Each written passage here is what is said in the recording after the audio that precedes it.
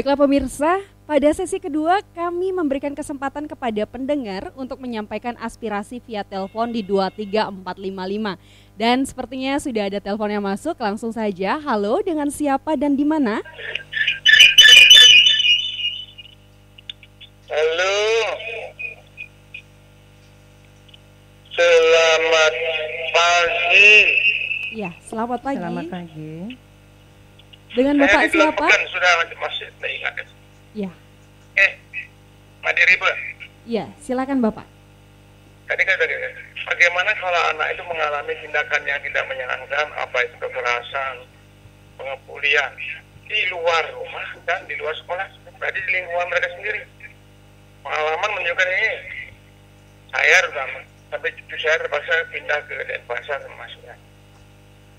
Karena di rumah, di lingkungan dapat tindakan yang tidak menyenangkan, sehingga demi amannya cucu saya, biar dia dapat sekolah dengan baik, tenang, terpaksa kembali ke Denpasar ikut dengan orang tuanya.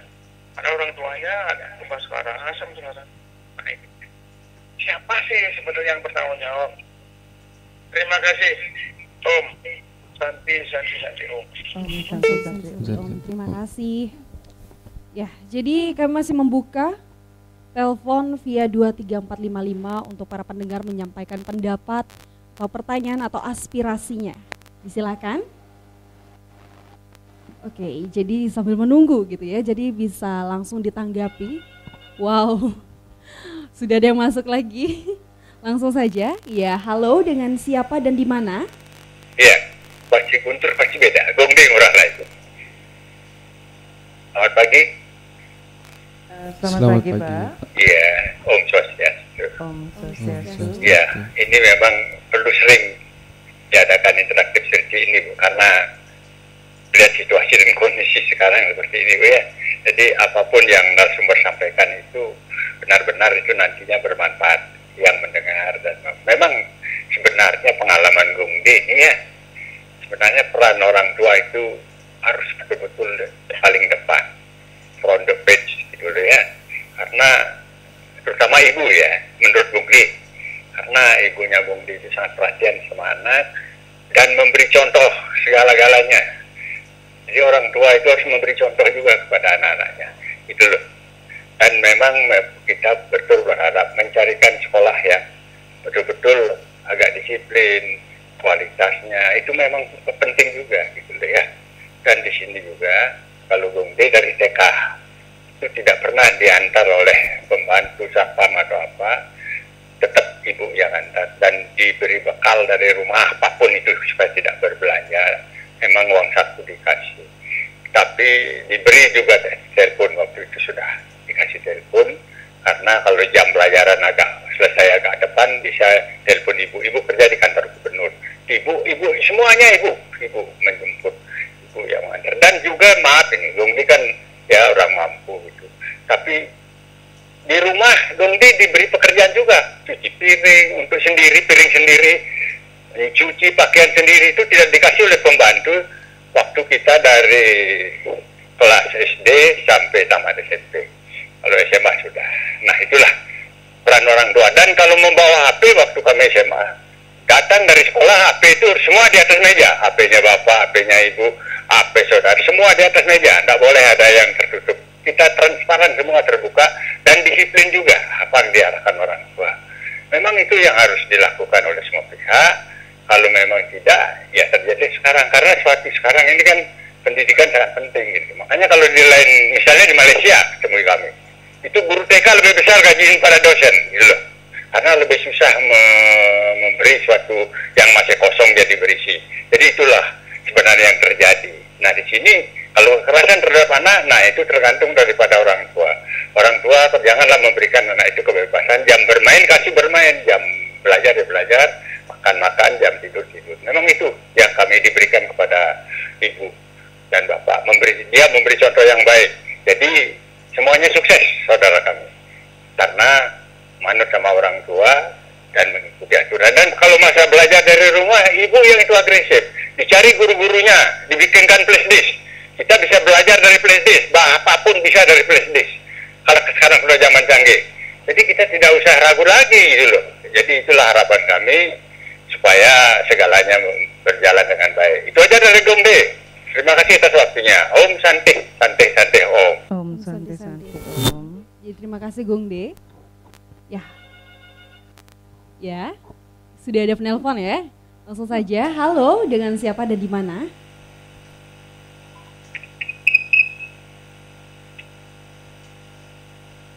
Halo. Ya, halo. Iya. Swastiastu. Om Swastiastu. Dari Kusmaung Demayong ya. Pertalian Hari Anak sekarang. Saya merasa prihatin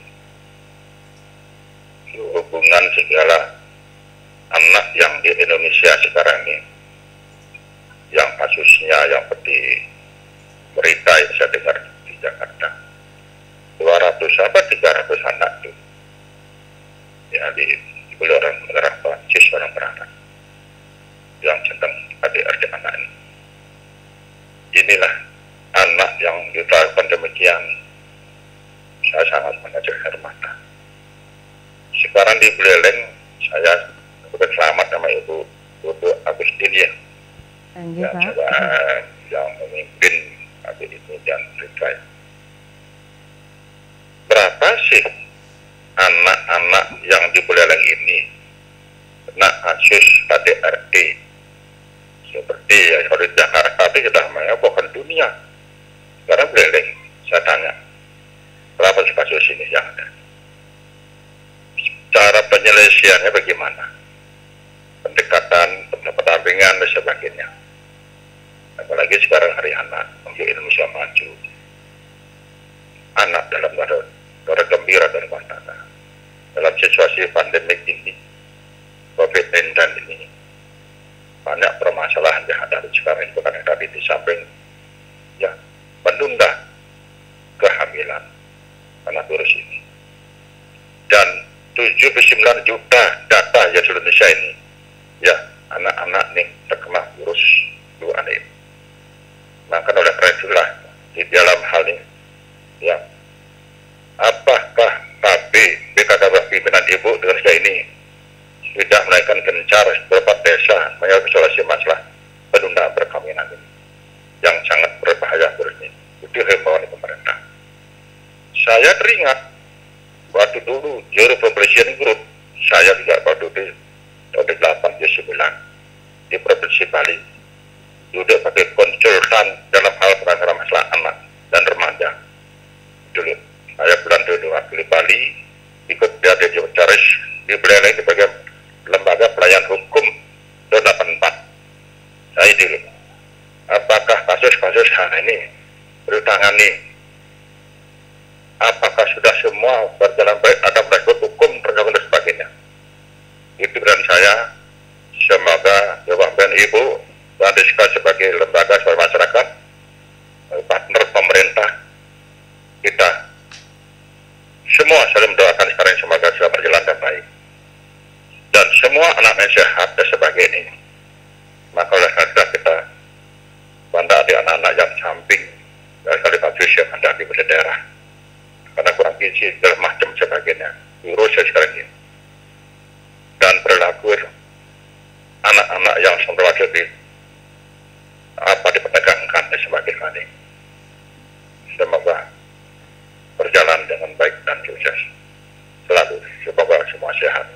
Anak-anak kita ini sebagai tunas harapan bangsa ke depan dan keluarga. Terima kasih. Om Santi, saya tadi Om. Om Santi Santi Om. Ya, jadi sudah bisa ditanggapi ya Bu ya. Yang pertama itu dari Bapak Made Ribet di Delot Peken, yang bagaimana sih menanggapi anak yang mendapat perlakuan tidak enak, dan siapa sih yang seharusnya bertanggung jawab terhadap anak yang mengalami perlakuan tidak enak itu? Terima kasih dari Pak Ribet Delot Peken ya. Tentang penanganan anak yang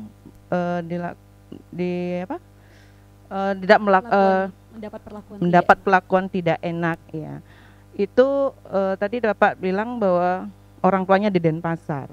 Nah, mungkin dilihat dari kronologisnya kok sampai dia bebas atau tidak bersama keluarganya, karena pada saat pengasuhan anak itu dari kita di PPA itu ada prinsip bahwa semua anak adalah anak kita. Jadi tidak ada istilah oh anak ini anak si A, si B, si C, tidak ada. Kalau seandainya anak mengalami suatu masalah baik itu di rumah, di luar rumah maupun di sekolah, itu semua harus bertanggung jawab. Tidak semata-mata orang tuanya saja. Kalau seandainya di luar rumah, itu lingkungan harus bertanggung jawab terhadap anak tersebut, karena prinsipnya itu adalah semua anak adalah anak kita, itu adalah generasi penerus kita gitu.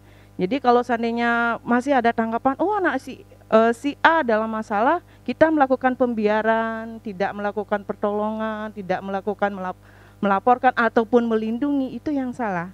Nah, pada saat di Kabupaten Kota Layak Anak itu pun itu yang harus ditekankan. Jadi semua tanggung jawab tentang penanganan anak ini tidak semata-mata tanggung jawab pemerintah.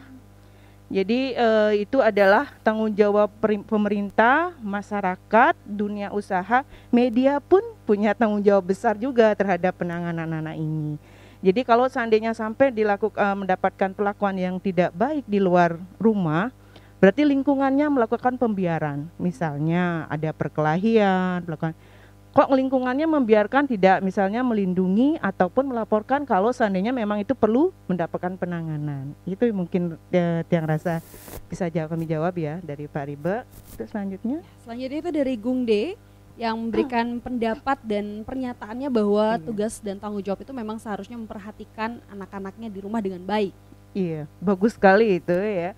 Mungkin bisa ditiru oleh Bapak Ibu yang ada di rumah untuk dalam pola asuh anaknya. Jadi pola asuh anak itu adalah tidak semata-mata kita memberikan dalam bentuk sarana dan prasarana, tapi kita harus melakukan pembinaan, membimbing dan mengasuhnya dengan baik. Jadi sesuai dengan tahapan umurnya dan sesuai dengan tahapan perkembangan yang dimiliki oleh anak tersebut. Jadi terima kasih ya Pak Gung De yang sudah memberikan masukan, dan itu memang benar-benar bisa diterapkan, dan kami juga kebetulan di rumah juga melaksanakan seperti itu dan merasakan benar-benar manfaatnya. Jadi memang berat jadi kita jadi orang tua, jadi tidak semata-mata kita kawin membentuk rumah tangga, tapi ingat kita punya tanggung jawab mendapatkan mengasuh dan membimbing titipan Tuhan. Itu adalah berlian bersama kita lindungi anak, dengan itu adalah berlian yang benar-benar yang harus kita rawat, harus kita jaga. Gitu. Mungkin Dita mau menambahi tanggapan untuk Pak Gung De. Jadi di sini mau nambahin aja sih, sebenarnya yang dibilang Pak Gung De itu benar sekali kan. Jadi kita sendiri juga di rumah tuh dididik tuh dengan baik. Misalkan kita kan di rumah tuh 3 bersaudara gitu. Jadi di rumah itu setiap anak itu memiliki tugasnya masing-masing gitu. Dari ibu sendiri juga udah ngebagi tugas, si ini tugasnya nanti kayak gini, si ini tugasnya nanti kayak gini. Jadi kita ngelaksanain tugasnya itu sesuai dengan tugas yang diberikan oleh ibu. Jadi ibu tuh juga ngelatih dan ngajarin kita agar nanti di kehidupan yang selanjutnya, mungkin misalkan pas kuliah ataupun pas sudah kerja, jadi kita juga terbiasa dengan kegiatan-kegiatan yang nanti bakal kita hadapin seperti biasa kayak gitu. Jadi misalkan kayak kakak kan juga nanti udah bakalan kuliah ataupun udah ngelanjutin kehidupan selanjutnya, jadi dia bakalan terbiasa dengan kehidupannya dia sekarang yang mungkin bisa nanti diterapkan di mungkin kehidupan yang di rumah tangga kayak gitu. Jadi ibu udah ngelatih sejak sekarang biar nanti terbiasa dan nggak manja gitu lah nanti pas di kehidupan. Jadi yang dibilang Pak Gung itu udah benar sekali. Jadi harus dilatih sejak dini apa-apa yang bakalan kita hadapi nanti di kehidupan mungkin waktu kerja ataupun untuk kuliah nanti. Ya, tidak kagok ya setelah lepas dari rumah, misalnya dia harus dengan punya hidup di ruang lain, maksudnya di sekolah lain, misalnya kuliah dan lepas dari orang tua, sudah terbiasa minimal udah bisa merawat dirinya sendiri gitu. Jadi selanjutnya itu dari Pak Gus Maung di Mayong. Pertanyaannya bagaimana dengan berapa jumlah kasus anak KDRT di Buleleng sampai saat ini? Lantas bagaimana penyelesaian yang boleh dilakukan untuk menyelesaikan masalah-masalah ini? Iya, untuk jelasnya kasus yang sudah terjadi di Buleleng yang sudah dilimpahkan dari PPA dalam hal penanganan perempuan dan anak terutama, yang memang perlu pendampingan baik dari segi hukum maupun dari segi psikisnya, itu datang ke lembaga kami sampai bulan terakhir, bulan Juni terakhir kami tercatat ada 24 kasus yang ada. Untuk lebih jelasnya mungkin banyak terjadi pada anak-anak, baik itu sebagai pelaku dan korban.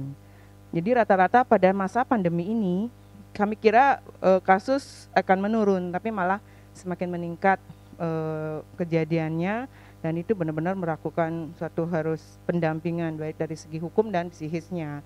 Kebetulan kami di lembaga kami ya Dinas PPKB PPPA itu ada lembaga P2 TP2A, Pusat Perlindungan Terpadu Perempuan dan Anak. Itu ada timnya, ada tim dari segi hukumnya dan psikisnya, psikologinya ada semua. Jadi kalau seandainya ada kasus dan itu ada pelimpahan dari PPA Polres, harus ada pendampingan. Kami rutin melakukan pendampingan sampai ke proses hukum. Apakah bisa dengan diversi misalnya, ataupun sampai memang harus diproses secara hukum ya.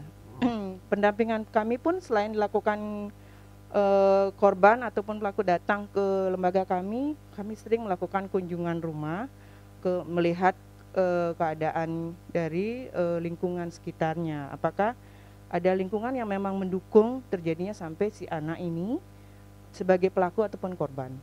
Nah, kadang-kadang yang bermasalah itu anaknya dilaporkan misalnya sebagai korban ataupun sebagai pelaku. Ternyata setelah kita lakukan kajian, lakukan konseling, memang orang tua yang bermasalah ataupun memang lingkungan yang tidak baik bagi perkembangan anak tersebut. Jadi tidak semata-mata bahwa anak itu sebagai memang perlu dipersalahkan gitu. Karena apa? Bagi anak sebagai pelaku misalnya, pelaku kejahatan, pelaku pelecehan misalnya ya. Setelah kita lakukan penggalian, lakukan konseling, kenapa bisa sampai seperti itu? Dari awal dia merupakan adalah korban dari pelecehan misalnya ataupun korban kejahatan sebelumnya. Jadi jangan salah, mari kita mulai sekarang lindungi anak, jangan sampai sebagai pelaku nantinya gitu. Karena dari awal pasti dia awalnya itu adalah korban, dan nanti setelah besar nanti kemungkinan bisa sebagai pelaku. Itu ya. Terima kasih, itu aja mungkin bisa kami sampaikan. Jadi mungkin tadi tambahan pertanyaan dari Pak Gus Maong itu terkait tentang KB yang sudah desa-desa yang sudah menggunakan KB ini bagaimana ini untuk kasus-kasus yang muncul juga dalam keluarga-keluarga berencana? Iya, dari keluarga berencana, dari BKKBN kan ada istilahnya program genre remaja ya, remaja yang berencana, ya, generasi yang berencana. Itu ada di Kabupaten Buleleng, ada 35 desa kampung KB yang sudah kami gencar melakukan penyuluhan tentang genre ini. Dan kemarin juga ada pemilihan tentang duta genre ya, dan kita sudah bisa sampai tingkat juara 2 di tingkat provinsi. Kita bisa mengalahkan kabupaten yang lain, tim putranya bisa, dan ini duta genre inilah yang akan memberikan penyuluhan ke masing-masing remaja yang ada di Kabupaten Buleleng. Dia akan keliling dengan lembaga kami. Itu. Ya, Mbak. Ya, jadi melihat masa-masa pandemi ini juga yang tadi sempat disinggung bahwa bukannya malah kasus itu malah menurun, tapi ternyata malah naik terus ya di masa pandemi ini. Lantas di masa pandemi ini pemerintah menganjurkan stay at home. Dari pengamatan selama ini, apakah hal ini berpengaruh terhadap kejiwaan anak yang biasa bermain di luar menurut Ibu? Sudah pasti mempengaruhi. Tadi sudah dari Dita juga sudah mengatakan merasa nyaman ya, tapi lama-lama tidak akan nyaman juga ya, lama-lama kan bakalan bosan soalnya. Nah, di sinilah perlunya pendampingan dari ayah bundanya. Jangan sampai anak merasa bosan, itu dilihat bagaimana reaksinya. Kadang-kadang anak-anak tidak akan mengungkapkan bahwa saya bosan, bukan pasti gitu. Nah, kita lah sebagai orang tua akan bisa melihat reaksi dari anak kita bagaimana, dan kita bisa melakukan pendekatan terhadap anak, apa yang dirasakan oleh anak tersebut. Ini benar-benar harus tugas orang tua yang lagi Jadi tragedinya pada perlindungan anak, tetap lindungilah anak itu semua dari keluarga dulu. Tidak semata-mata harus tanggung jawab sekolah, lingkungan dan lain sebagainya. Dari berawal semua dari keluarga.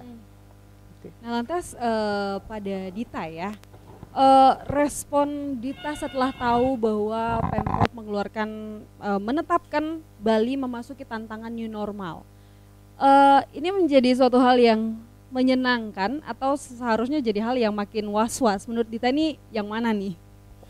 Kalau menurut Dita sendiri sih menyenangkan itu pasti ada, karena kita juga udah mungkin bisa kembali beraktivitas lagi, ketemu sama teman-teman, mungkin bahkan kalau bisa ke sekolah lagi seperti biasa. Tapi yang menjadi was-was itu adalah ketika orang-orang ataupun anak-anak tersebut masih tetap tidak melaksanakan protokol kesehatan kayak gitu. Masih ada anak-anak ataupun orang-orang yang ketika keluar rumah itu nggak pakai masker kayak gitu kan. Jadi itu yang mungkin jadi kekhawatiran kita bersama, karena meskipun sudah era new normal ini, tapi kan virus itu pun belum tentu hilang kan seperti itu. Jadi yang kita sendiri yang harus menyesuaikan virus tersebut di era new normal ini. Jadi meskipun pemerintah sudah menerapkan new normal ini dan aktivitas-aktivitas di luar itu sudah mulai terbiasa seperti misalkan di pasar ataupun di tempat-tempat lainnya, tapi yang harus kita lakukan itu kan tetap menjaga kesehatan diri kita sendiri. Misalkan dengan tetap menggunakan masker ketika keluar ataupun tetap mencuci tangan seperti itu. Jadi yang saya khawatirkan itu adalah ketika orang-orang malah tidak memperhatikan tersebut. Jadi memang saya sendiri senang gitu kan udah new normal, udah bisa beraktivitas lagi, tapi ketika orang-orang malah mengabaikan hal tersebut karena mereka terlalu senang mungkin kan ya.